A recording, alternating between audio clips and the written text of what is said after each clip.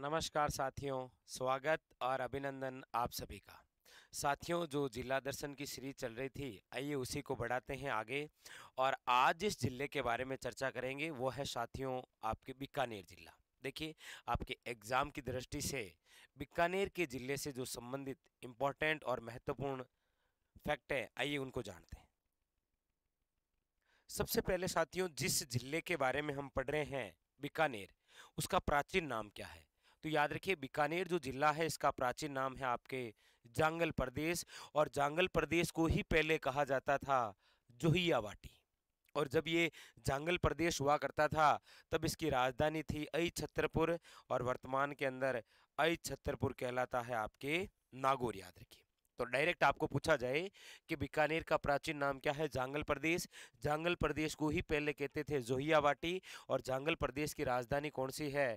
तो याद रखिएगा अई छतरपुर नागौर। अगली बात है कि ये जो बीकानेर है इसका उपनाम क्या है? तो साथियों, एक तो कहा जाता है आपके ऊन का घर, और दूसरा कहा जाता है राती घाटी, यानी कि रति का शहर। पूछा जाए बीकानेर जिले की स्थापना कब हुई थी?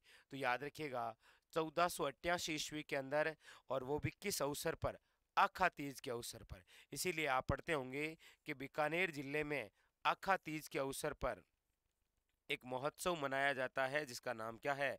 पतंग महोत्सव। और वैसे पतंग महोत्सव आपके जयपुर का प्रसिद्ध है, लेकिन आखा तीज के दिन पतंग, याद रखिए बीकानेर। और आपको बता दूं, आखा तीज के दिन बीकानेर, नागौर और उदयपुर, इन सभी स्थलों की स्थापना हो रखी है। पूछा जाए बीकानेर जिला के संस्थापक कौन, जिन्होंने बीकानेर बसाया था? याद रखिए, एक तो नाम है राव बिक्का, और एक नाम होता है नेरा जाट। यानी कि राव बिक्का का तो लिया गया था बिक्का, और नेरा जाट का लिया नेर, और बन गया बीकानेर। पूछा जाए बीकानेर जिले के अंदर कौन से वंश ने राज किया था? याद रखिएगा राठौड़ों ने। और संस्थापक कौन थे? तो राव बिक्का। ये जो जिला आप पढ़ रहे हैं बीकानेर, इसका प्राचीन नाम, उपनाम, इसकी स्थापना, इसके संस्थापक, और यहाँ पर कौन से वंश ने राज किया, ये इंपॉर्टेंट बात है। अगली बातें और जानते हैं। देखिए, बीकानेर जिला के अंदर एक आपके गढ़ बना है जिसका नाम है जूनागढ़ किला, जिसका प्राचीन नाम था बिक्का जी की टेकरी। क्योंकि प्रारंभ में इसका निर्माण करवाया था राव बिक्का ने, लेकिन इसको जूनागढ़ के रूप में विकसित करने वाले थे बीकानेर के महाराजा राजा राय सिंह द्वारा। राजा राय सिंह द्वारा, याद रखिएगा। और कहा जाता है इसे जमीन रा जेवर, याद रखिएगा। और ये एक प्रकार का धानवन दुर्ग है। मतलब धानवन दुर्ग का तात्पर्य ऐसा किला जो मरुस्थल में बना हो या जिसके चारों ओर रेत ही रेत हो। क्लियर? एक है आपके लालगढ़ प्लेस। और याद रखिए, लालगढ़ प्लेस का जो निर्माण है वो गंगा सिंह ने अपने पिता लाल सिंह की याद में करवाया था। और इसी लालगढ़ प्लेस के अंदर एक तो लाइब्रेरी है आपके अनूप संस्कृत लाइब्रेरी, और एक संग्रहालय है जिसका नाम है शार्दुल संग्रहालय। बीकानेर के अंदर जो राजवंश है राठौड़, उनका जो शाही शमशान घाट है, उन्हें क्या कहा जाता है? तो याद रखिएगा देवी कुंड की छत्रियां। डायरेक्ट आपको पूछा जाएगा देवी कुंड की छत्रियां किस जिले में? बीकानेर के अंदर। और देवी कुंड की छत्रियों का संबंध किस वंश से है? तो बीकानेर के राठौड़ों से। और एक संग्रहालय और भी है जो महाराजा गंगा सिंह द्वारा निर्मित है, नाम है उसका गंगा गोल्डन जुबली संग्रहालय या बीकानेर संग्रहालय। नेक्स्ट, अगली बात है, बीकानेर जिले के अंदर एक झील है जिसका नाम है आपके कोलायत झील। ये जो कोलायत झील है, इसी झील के किनारे, याद रखिएगा, तपोस्थली बोल सकते हैं या आश्रम बोल सकते हैं। किनकी है? तो कपिल मुनि की। ये यहाँ पर जो मेला भरता है वो कब भरता है? तो याद रखिएगा कार्तिक पूर्णिमा को। यहाँ पर चारण जाति स्नान नहीं करती है। कहते हैं कि करणी माता के एक दत्तक पुत्र था। दत्तक पुत्र का मतलब होता है गोद लिया हुआ पुत्र, जिसका नाम था लखन। उसकी यहाँ पर स्नान करते हुए मृत्यु हो गई थी। इसीलिए कोलाई झील के अंदर चारण जाति स्नान नहीं करती है। और इसी कोलाई झील को क्या कहा गया है? तो याद रखिएगा शुष्क मरुस्थल का सुंदर उद्यान। इसके अलावा यहाँ पर एक झील है जिसका नाम है गजनेर झील। और कहते हैं कि ये जो गजनेर झील है शुद्ध दर्पण वाली झील है। यदि इस झील के अंदर आप जाकर देखेंगे तो आपको बिल्कुल ऐसा अनुभूति होगी कि जैसे आपके सामने कोई आईना रखा हो, इतनी साफ है गजनेर। इसके अलावा एक और झील है जिसका नाम है लूणकरणसर झील। और पश्चिमी राजस्थान में पाई जाने वाली सबसे बड़ी खारे पानी की झील है कौन सी? लूणकरणसर झील। वैसे आप उत्तर राजस्थान की भी बोल सकते हैं। नेक्स्ट, अगली बात है कि ये जो बीकानेर है यहाँ पर आपके माता जी हैं करणी माता, हाँ, जिनका जन्म 1444 विक्रम संवत शुआब गांव जो जोधपुर है वहां पर हुआ। लेकिन इनका जो प्रसिद्ध मंदिर है वो कहाँ पर है, याद रखिएगा, देशनोक बीकानेर के अंदर। इन्हें चूहों वाली देवी या दाढ़ी वाली डोकरी के नाम से भी जाना जाता है। इनके बचपन का नाम है रिद्धिबाई कीनिया। इनके मंदिर में जो सफेद चूहे हैं उन्हें कहा जाता है काबा। करणी माता का जो प्रतीक है वो है आपके चील। करणी माता के आशीर्वाद से ही, याद रखिएगा, मेहरानगढ़ के अंदर नींव रखी गई थी।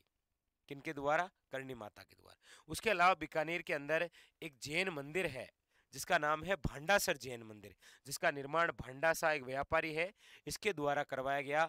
इस मंदिर की खास बात यह है कि इसके अंदर जो नींव में पानी की बजाय किसका उपयोग किया गया था? घी का। आपको पूछा जाए राजस्थान का एकमात्र ऐसा मंदिर जिसके नींव में घी का प्रयोग किया गया, भांडासर जैन मंदिर। और ये जो जैन मंदिर है इसके अंदर जो पांचवें तीर्थंकर हैं आपके सुमतिनाथ जी, इनकी मूर्ति लगी हुई है। इसके अलावा बीकानेर के अंदर आपके हरेम गणपति मंदिर है और ये गणेश जी का एकमात्र ऐसा मंदिर है जहां पर गणेश जी चूहे पर सवार ना होकर सिंह पर सवार है। ये थोड़ी सी खास बात है। नेक्स्ट, अगली बात है कि बीकानेर जो जिला है इसका शुभंकर क्या है? तो याद रखिएगा, बटबड़ पक्षी। बटबड़ पक्षी या इसे बोलते हैं भट्ट तितर, मतलब इसे कहा जाता है रेत का तितर। ऐसा तितर जो मरुस्थल रेत में रहता है, और बाकी आपा गाँव मैंने तितर तो भाड़ में रहे, यहाँ पर रेत में रहता है, इसीलिए क्या बोलते हैं इसे? रेत का तितर। और इसी रेत के तितर यानी बटबड़ पक्षी के लिए एक अभ्यारण्य भी प्रसिद्ध है जो बीकानेर के अंदर है, जिसका नाम क्या है? गजनेर अभ्यारण्य, याद रखिएगा। बीकानेर के अंदर एक स्थान है लूणकरणसर, जिसे कहा जाता है राजस्थान का राजकोट। क्यों कहा जाता है? क्योंकि राजकोट स्थान है गुजरात में और ये किसके लिए प्रसिद्ध है? मूंगफली के लिए। उसी प्रकार याद रखिएगा बीकानेर के अंदर ही आप पढ़ते हैं मूंगफली मंडी। बीकानेर के अंदर एक स्थान है पलाना, ये किसके लिए प्रसिद्ध है? तो लिग्नाइट कोयले के लिए। आपको पूछा जाए लिग्नाइट आधारित कोयले की सबसे बड़ी खान कहाँ पर है? तो बीकानेर के पलाना में। लेकिन याद रखिए बीकानेर का जो स्थान है ना जामसर, यहाँ पर जिप्सम की सबसे बड़ी खान है। पलाना के अंदर लिग्नाइट कोयले की और जामसर के अंदर किसकी है? जिप्सम की सबसे बड़ी खान। नेक्स्ट, इसके अलावा याद रखिए बीकानेर के अंदर लूणकरणसर जो स्थान है ना, वहां पर एक रिफाइनरी है, जैतून रिफाइनरी। जिस प्रकार बाड़मेर के अंदर है पंचभद्रा रिफाइनरी जो तेल के लिए है, यहाँ पर जैतून जो तेल आता है ना उसकी रिफाइनरी लगी हुई है। कहाँ पर? बीकानेर के लूणकरणसर में। यहाँ पर एक महोत्सव लगता है जिसका नाम है ऊंट महोत्सव। और महोत्सव की शुरुआत राजस्थान में किस महोत्सव से है? तो याद रखिएगा ऊंट महोत्सव, जो किस माह में आयोजित होता है? जनवरी में। इसके अलावा यहाँ पर केमल मिल्क डेयरी भी है। कौन सी है? Camel milk dairy. इसके अलावा बीकानेर में एक जोहड़ बीड़ जो कंजर्वेशन रिजर्व है, मतलब संरक्षित क्षेत्र है, याद रखिएगा। इसके अलावा यहाँ पर आरटीडीसी की बीकानेर में एक होटल भी है जिसका नाम है ढोला मारू होटल, याद रखिएगा। नेक्स्ट, अगली बात है साथियों कि बीकानेर के अंदर कौन कौन सी संस्थाएं और कौन कौन से केंद्र है। कई बार वन लाइनर डायरेक्ट क्वेश्चन आता है, जैसे उर्मूल डेयरी, याद रखिएगा। कौन सी? उर्मूल डेयरी है, अमूल डेयरी नहीं है, उर्मूल डेयरी। जिस प्रकार पद्मा डेयरी अजमेर में है उस प्रकार उर्मूल डेयरी कहाँ पर है? याद रखिए बीकानेर में। इसके अलावा यहाँ पर केंद्रीय ऊंट अनुसंधान केंद्र है, याद रखिए, केंद्रीय ऊंट अनुसंधान केंद्र। इसके अलावा केंद्रीय खजूर व बेर अनुसंधान केंद्र भी किधर है? बीकानेर के अंदर। और यहाँ पर एक चीज और याद रखिए, शुष्क बागवानी केंद्र भी किधर है? याद रखिएगा बीकानेर में। शुष्क बागवानी केंद्र भी किधर है? बीकानेर के अंदर। इसके अलावा राजस्थान राज्य अभिलेखागार केंद्र भी कहाँ पर है? बीकानेर के अंदर, जहाँ पर राजस्थान के जो प्राचीन ग्रंथ हैं उनकी कुछ पांडुलिपियां यहाँ पर रखी हुई है, राजस्थान राज्य अभिलेखागार। इसके अलावा राजस्थानी भाषा संस्कृति व अकादमी कहाँ पर है? तो याद रखिएगा बीकानेर। राजस्थानी भाषा एवं संस्कृति अकादमी कहाँ पर है? तो याद रखिए बीकानेर। और यहाँ से एक पत्रिका निकलती है जिसका नाम है जागती ज्योत। इसके अलावा याद रखिए हमारे राजस्थान के जो 4 जिले अंतर्राष्ट्रीय सीमा बनाते हैं उनमें एक शामिल है आपके बीकानेर। और बीकानेर अंतर्राष्ट्रीय सीमा बनाने वाला वह जिला है जो न्यूनतम सीमा बनाता है। कितनी? 168, याद रखिएगा। अच्छा, आपको ऐसे भी पूछा जाए कि अंतर्राष्ट्रीय सीमा से सबसे दूर स्थित जिला मुख्यालय कौन सा है, तो याद रखिएगा बीकानेर जिला मुख्यालय। इसके अलावा यहाँ पर कुछ कला है, जैसे एक तो है आपकी उस्ता कला, आप सभी जानते हैं, अलग से एक वीडियो भी बना रखा है। इसके अलावा मैथ्रेन कला, मतलब जो पौराणिक कथाएं होती है ना, वो इसके अंदर शामिल है, चित्र बने हैं। एक आपके पाटा संस्कृति है जिसका नाम है रम्मत। वैसे रम्मत मूलतः प्रसिद्ध है जैसलमेर की, लेकिन पूछा जाए वे रम्मत जो पाटा संस्कृति की देन है वो है बीकानेर। नेक्स्ट, अगली बात, बीकानेर के अंदर एक स्थान है सिंहेतल। आप सभी जानते हैं कि रामसनई संप्रदाय की जो 4 पीठें हैं, जैसे शाहपुरा भीलवाड़ा, रेण मेड़ता या खेड़ापा जोधपुर, उसी में एक शामिल है सिंहेतल बीकानेर, याद रखिए। और यहाँ पर कौन से संत हैं, तो हरि रामदास जी। क्लियर। बीकानेर के अंदर एक गांव है रिड्डी गांव, याद रखिए, रिड्डी गांव के अंदर जन्म हो रखा है और इनका मंदिर भी है वीर बिगा जी का, जो जाखड़ जाति के क्या है, कुल देवता। बीकानेर के अंदर एक स्थान है कत्रियासर, 2 चीजों के लिए प्रसिद्ध है और दोनों ही एक दूसरे से रिलेटेड है। कत्रियासर के अंदर याद रखिए जसनाती संप्रदाय की प्रमुख पीठ है और जसनाती संप्रदाय के जो संस्थापक हैं वो संत जसनाथ जी है, जिनका जन्म ही यही हुआ है, कत्रियासर बीकानेर। और इसी जसनाती संप्रदाय से संबंधित एक नृत्य भी है जिसका नाम है अग्नि नृत्य, और उसका जन्म भी किस स्थान से हुआ है, कत्रियासर बीकानेर।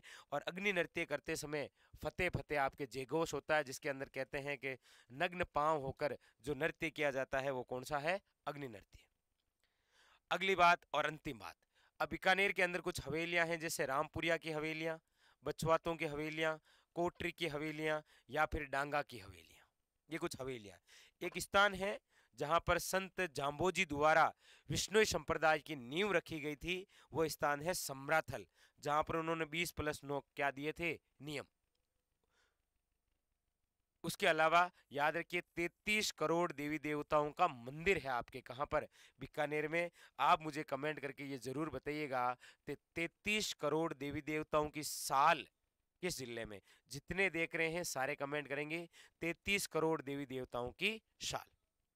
ये थी आपके बीकानेर की चर्चा, फिर मिलेंगे अन्य और जिला दर्शन के साथ, तब तक के लिए धन्यवाद।